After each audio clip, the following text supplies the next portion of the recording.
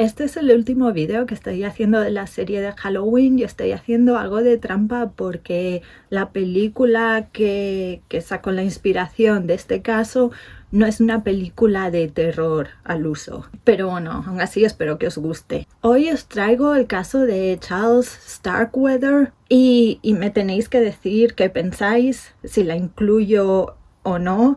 Su novia Carol Ann Fugate. La peli que inspiró el caso se llamó en España Malas Tierras o Badlands en inglés y estaba protagonizada por Martin Sheen. Bienvenidos a Medianoche en el Jardín del Mal, dentro caso. El 29 de enero de 1958, en el condado de Natrona, en Wyoming, Joe Sprinkle, que era un geólogo jovencillo que iba conduciendo por una carretera, vio a dos personas que parecían tener problemas con el coche. Así que decidió parar y bajarse para ayudarlas. El chico que parecía tener problemas con el coche sacó un rifle y amenazó a Joe, pero Joe no era de estos de quedarse quietos, así que empezó a pelearse con el chico para intentar quitarle el rifle. Justo en esos momentos, un coche de policía pasaba por la zona y el policía se dio cuenta de que estaba habiendo algún tipo de altercado, así que decidió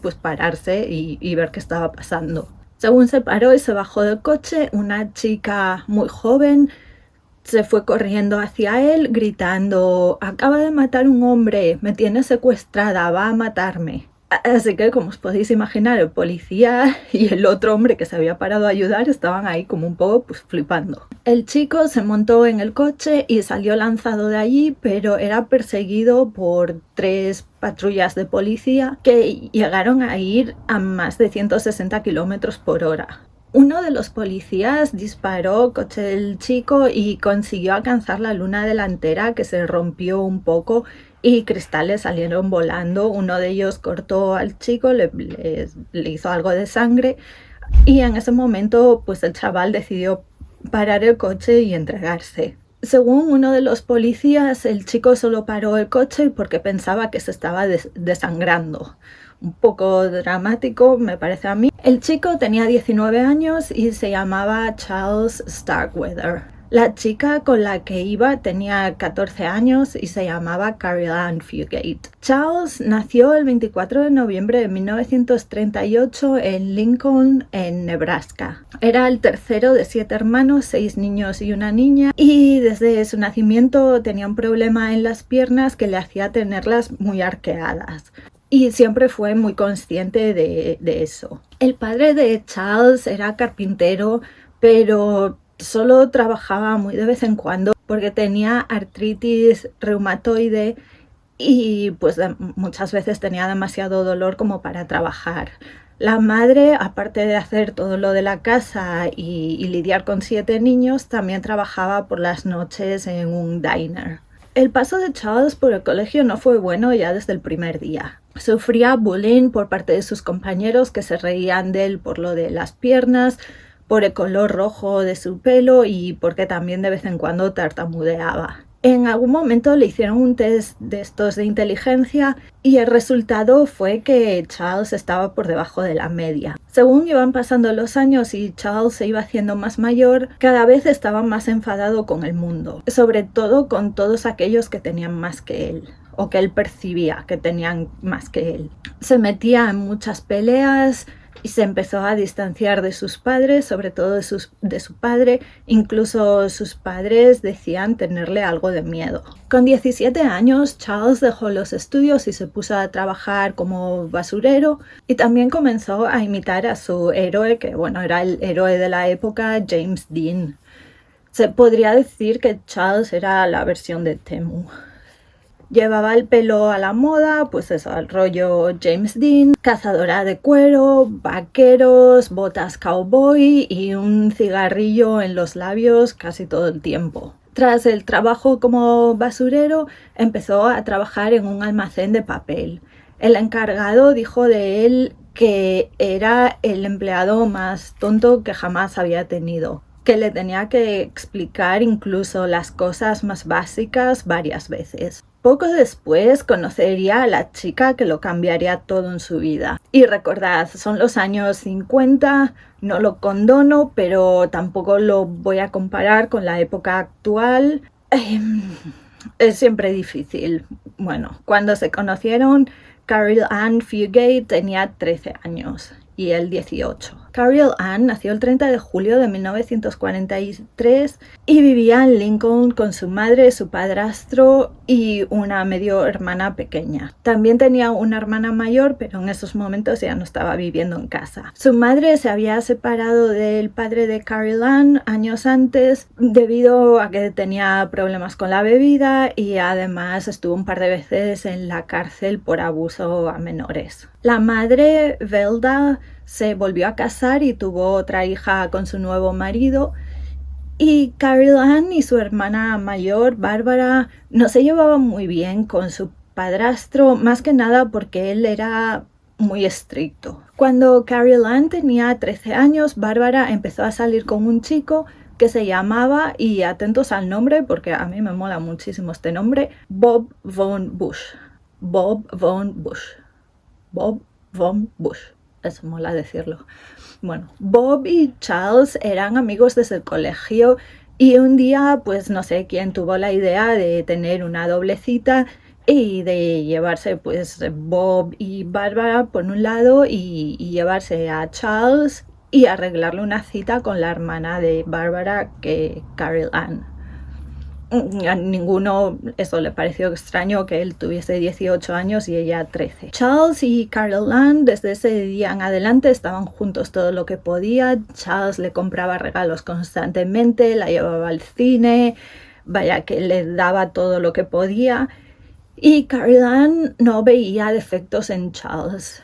Todas las cosas que hacían que otros se riesen de él, Carol Ann las encontraba pues como encantadoras. Los padres de Carol Ann no estaban muy contentos con la relación, pero bueno, tampoco parecía que pusiesen muchísimos problemas. En el 57, Charles y su padre se habían comprado un coche entre los dos, pero un día Charles dejó que Carol Ann, que tenía 14 años en aquel entonces, condujese el coche y terminó teniendo un accidente donde el coche quedó bastante dañado. Para el padre de Charles eso fue la gota que colmó el vaso y lo echó de casa.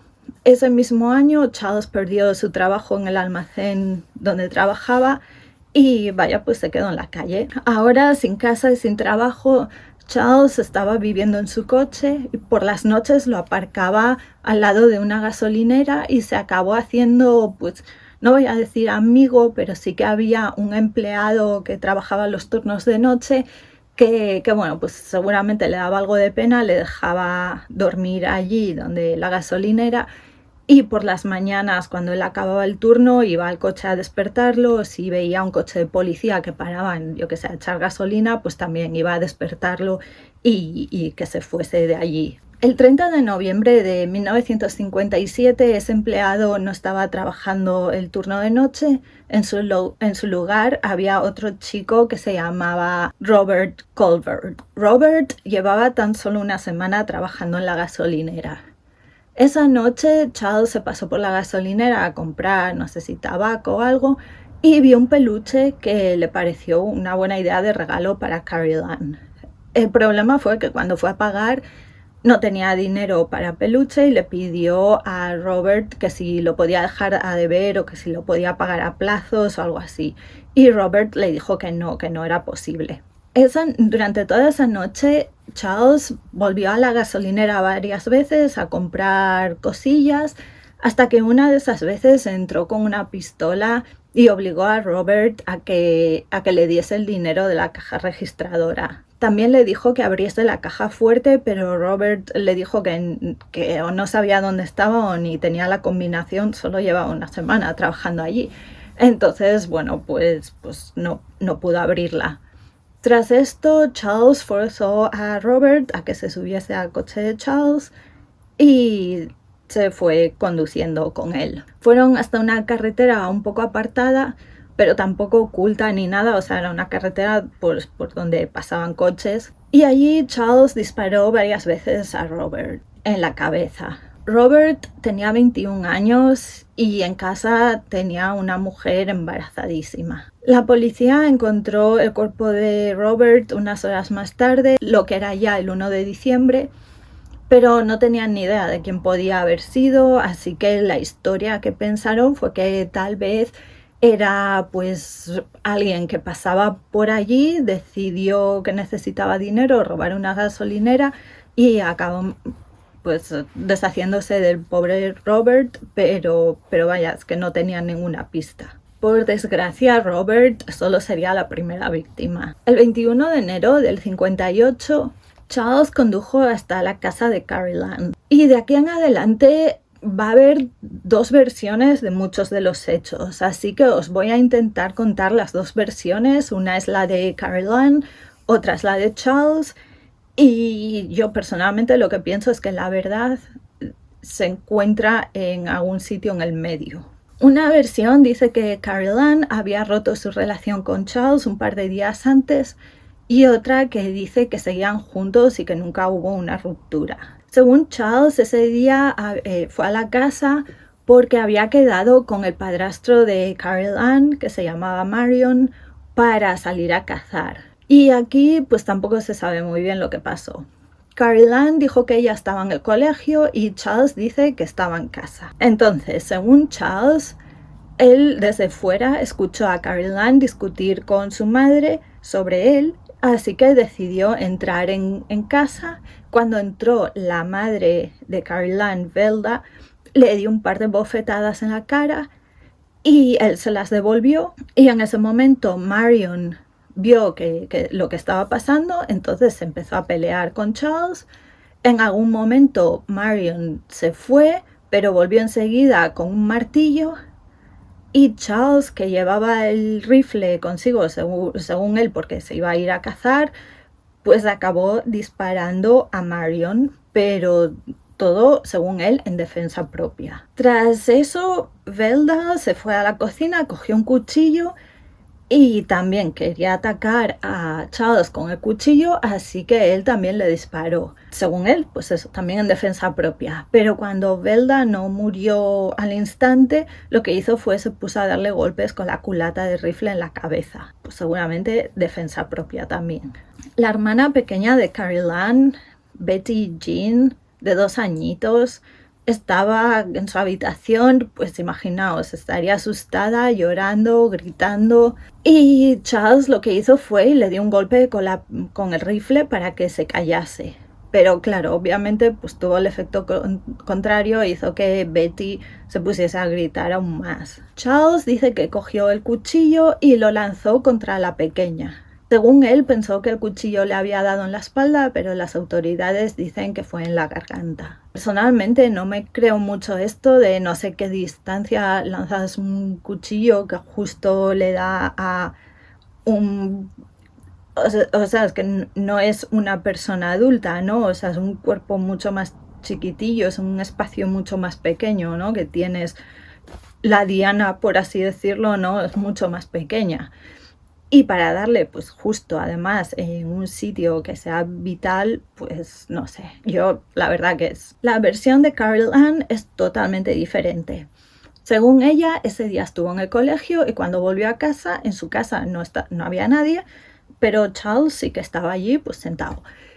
Y Charles le dijo que tenía a su familia como rehenes y que si ella no hacía lo que él le decía, los iba a matar. En algún momento de ese día, Charles llamó al trabajo de Marion para decirles que estaba enfermo y que no iba a ir a trabajar ese día. Charles o Carrie Lam o los dos sacaron los cuerpos y limpiaron la casa a fondo. Tras eso, Charles fue a la tienda a comprar unas Pepsis y unas patatas fritas y dejó a Carrie Lam viendo la tele en casa durante más de media hora, que estaba ella sola, que pudo haber pues salido corriendo o llamar a la policía o hacer algo, pero bueno, pues por X o por Y, por lo que sea, no lo hizo. Los dos se quedaron en casa 6 días, con varias personas pasándose por la casa y siempre recibiendo excusas por parte de Carrie Lam. Unos días después de los asesinatos, cuando Caroline y Charles estaban viviendo en la casa, Barbara, la hermana, que seguía sin noticias de su madre, decidió ir hasta la casa a visitarla. Nada más bajarse del taxi, Caroline salió a la puerta y le dijo que se quedase donde estaba porque sus padres y la bebé estaban enfermos y no quería que su hermana se contagiara.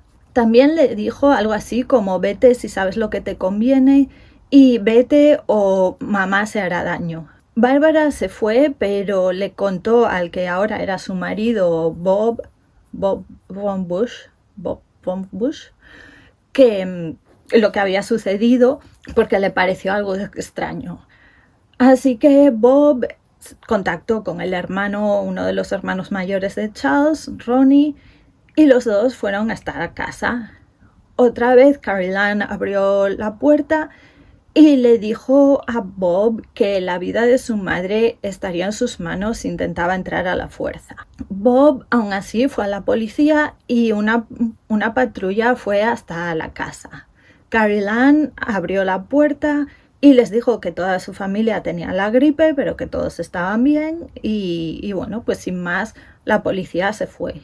Y aquí, pues otra vez, una oportunidad para decirles lo que estaba pasando o pedir ayuda, pero tampoco. Al día siguiente, la hermana de Charles fue hasta allí y Caroline le dijo que había un hombre con Charles en la parte trasera y que creía que estaban pensando en robar un banco. No se sabe muy bien de dónde sacó esto, pero fue lo que dijo. Un día más tarde, que era el lunes, la abuela de Caroline se pasó por la casa y se encontró con una nota en la puerta que decía: quedaos fuera, que todos en casa están enfermos con gripe. La abuela no le hizo caso a la nota, intentó entrar, pero Caroline fue corriendo a la puerta y le pidió que se marchase. La abuela le dijo que se iría cuando hablase con su hija y se puso pues a dar voces pidiéndole a Velda que saliese a la puerta o que le contestara. Como no obtuvo respuesta, la abuela le dijo a Caroline que o la dejaba entrar o iba a ir a la policía y volver con una orden de registro. Caroline no le dejó entrar, la abuela fue a la policía y poco después pues volvió con la policía con una orden de registro.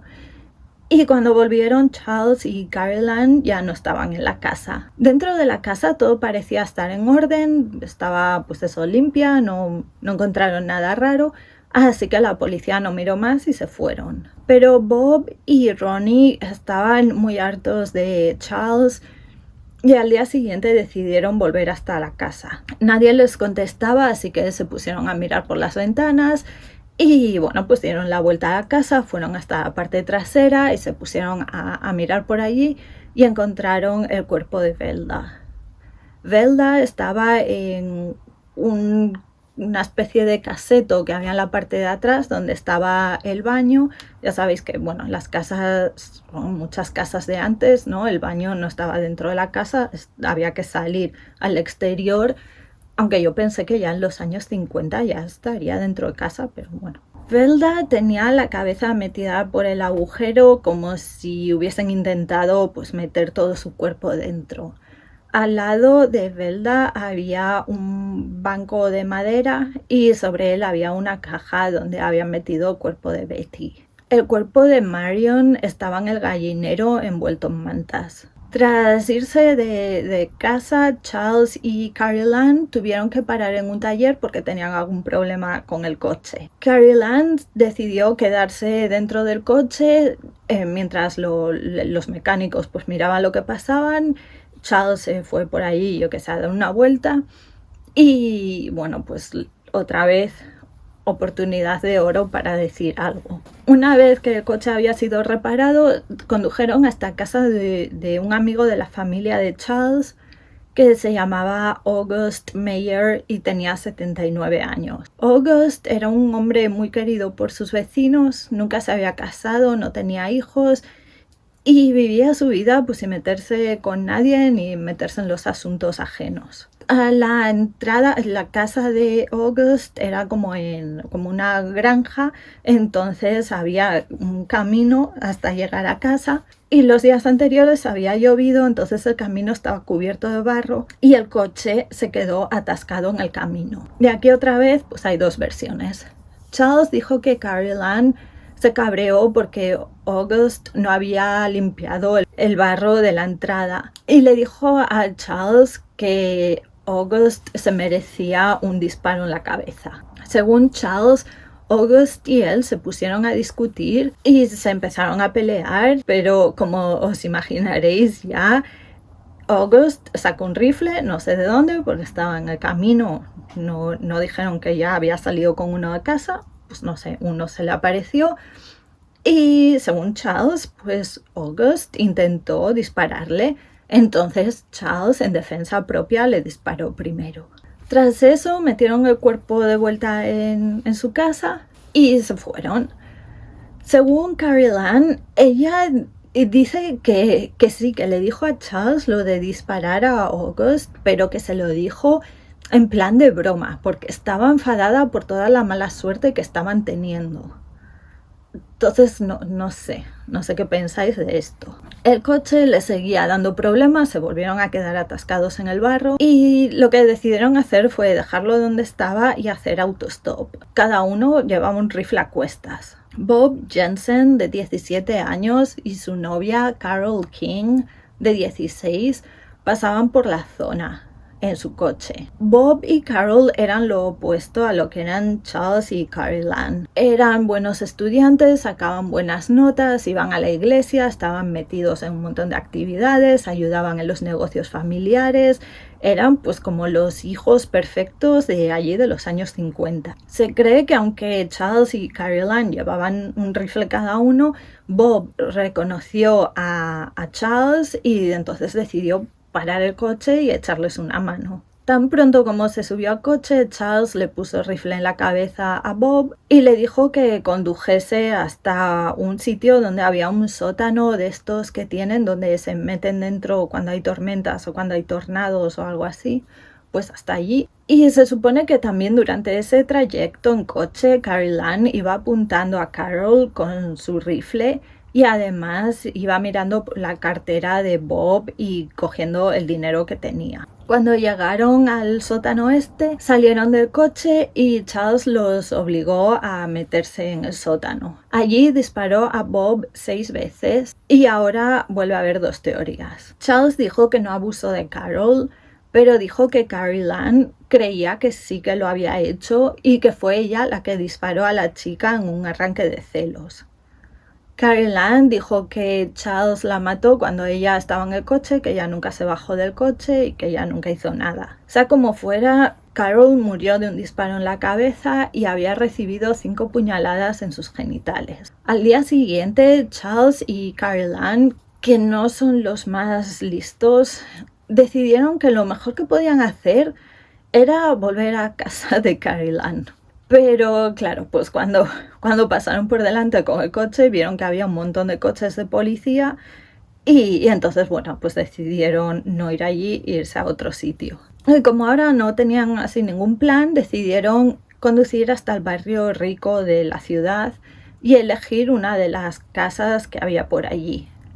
La casa que eligieron pertenecía a un hombre de negocios bastante rico que se llamaba Lauer Ward y vivía con su mujer Clara. En ese momento Lauer no estaba en casa, pero Clara y su asistenta Lillian Fensley sí que estaban. Charles y Carol Ann tuvieron a las 2 mujeres retenidas hasta que, y bueno, en algún momento Clara les dijo, oye, que quedé con una amiga para tomar un café y si no llego se va a preocupar y va a venir a casa a ver si me pasa algo. Así que Charles le dejó que llamase a su amiga y que le dijese que no podía ir porque estaba enferma. Ese día Charles escribió una carta confesando los crímenes, pero diciendo que aunque él había matado a Marion y a Betty, Carol Ann había matado a su madre para proteger a Charles. En la cocina, Carol Ann y Charles encontraron un periódico y en la portada venía la noticia de que los padres y la hermana de Carol Ann habían sido asesinados. Uno de los dos recortó la noticia y la llevaban en el bolsillo.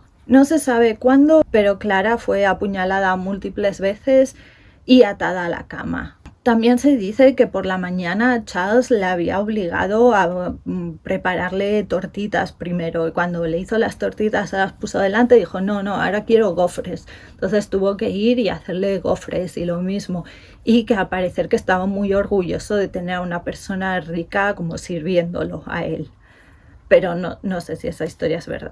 Lillian, que tenía problemas, no oía muy bien, estaba en la planta baja y no se enteró de cuando pues, murió Clara. Sobre las 6 de la tarde, Lauer, el marido, volvió a casa y Charles le disparó 2 veces y también lo apuñaló. La última víctima sería Lillian y otra vez Carol Ann dijo que Charles la apuñaló y Charles dijo que fue Carol Ann quien la apuñaló. Carol Ann sí que admitió limpiar el cuchillo y echar colonia en las alfombras para enmascarar el olor de la sangre. Tras los asesinatos se fueron en el coche de Lauer y dejaron el coche de Bob aparcado delante de la casa. Y como no sabían qué hacer, no os lo vais a creer, pero sí, decidieron que sería buena idea volver a casa de Carol Ann. Pero bueno, fueron de vuelta, todavía había policía allí, así que decidieron que mejor se iban. Al día siguiente se pusieron de camino a Washington, D.C., o sea, la ciudad de Washington, no al estado, y en la carretera y se encontraron un coche nuevo aparcado allí, ya en Wyoming. Merle Collison, un viajante de zapatos de 37 años, estaba echando una cabezada en el coche. Charles fue hacia el coche, al parecer pues tocó la ventana. Merle se despertó y Charles le pegó 9 tiros. Merle estaba casado y tenía 5 hijos. Poco después de este asesinato, Joe, el geólogo, pasó por allí. Una vez arrestados, la policía pues, los estaban llevando de vuelta a Nebraska y pusieron a cada uno en un coche de policía. Y Carol Ann les empezó a decir que había visto a Charles asesinar a 10 personas, entre ellos a los miembros de su familia. Entonces, claro, esto hace pensar que Carol Ann desde el principio sabía que su familia no estaban siendo rehenes, sino que habían muerto. Entonces, pues eso, clamar que ella solo había ido con él porque la tenía amenazada, pues no, o sea, tenía a su familia amenazada, pues claro, no era verdad, si esta historia sí que lo era. Pero luego en la comisaría dijo que no sabía que su familia estaba muerta.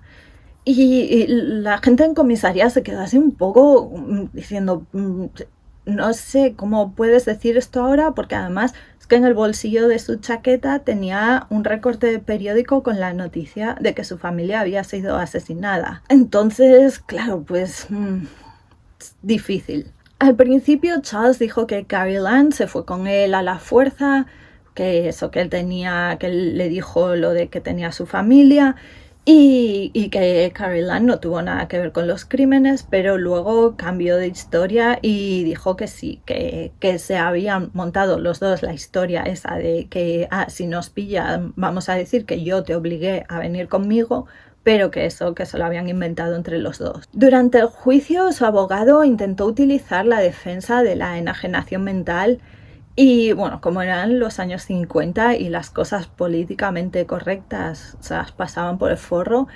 el abogado dijo que su cliente era poco más que un imbécil.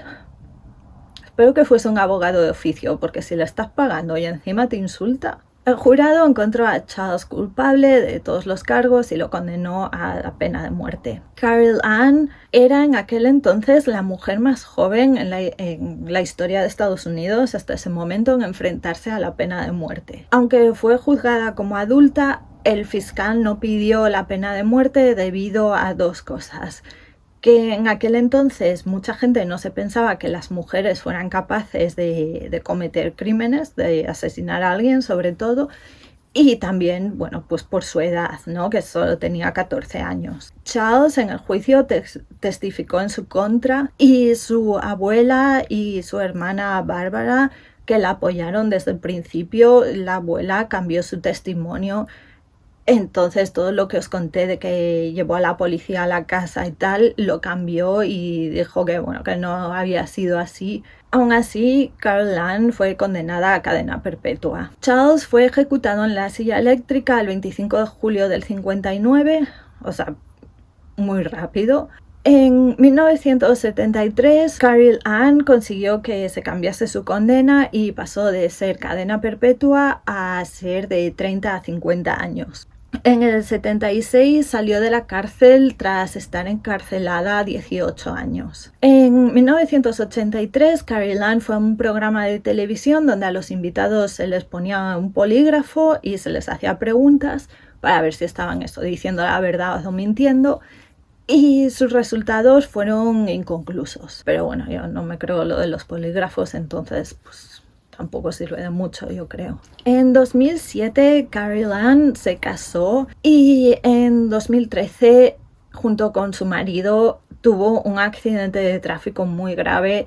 Su marido falleció y ella tuvo heridas bastante importantes. La policía, claro, sabiendo su historia, de hecho investigaron si ella podía haber tenido algo que ver con la muerte del marido, pero no, había sido un malísimo accidente y eso fue todo. En 2020, Carol Ann pidió por segunda vez ser perdonada por el Estado. Su petición ya había sido rechazada una vez anteriormente y este era su segundo y, al parecer, último intento, que también fue rechazado.